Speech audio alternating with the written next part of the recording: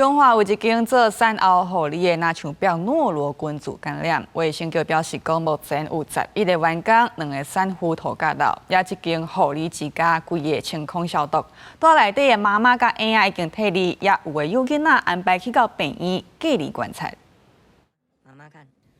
早大出世2禮拜的紅嬰仔刷真濟解落下，互人轉送交予病房留院觀察。中華有家長不滿，因為產後護理之家好親像出現規定感染，透暝通知要大病掃消毒，互因產後的規劃攏亂去。護理長直接跟我說，是他們裡面的護理師就是有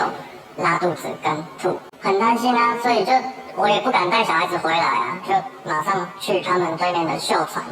做觀察。陳先生講，囡仔佇頂個月17出世，一定要帶3禮拜，逐工愛開8清洗。毋過佇頂個月31接到病院通知，愛所有的產婦甲紅嬰仔攏撤離，甚至也有部分紅嬰仔甲產婦愛去病院隔離觀察。毋過，甲單退費，也有產生的醫療費用安怎處理，攏無通知，互因確實毋知安怎做。中華縣衛生局有接到通報了後去做疫調，經過初步研判是諾羅病毒感染的。在7月31日接獲產後護理之家通報腹瀉群聚，有症狀的共有13位，分別為員工11位、產婦2位，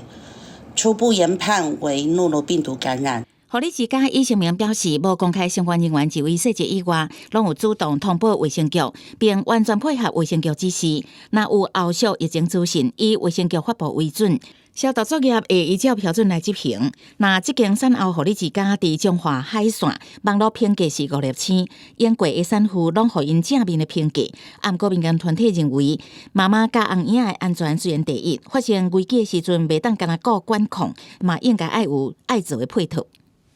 然後這個 SOP 不是只是如何控制感染，它應該涵蓋了是如何安置跟後送我們的產家，尤其是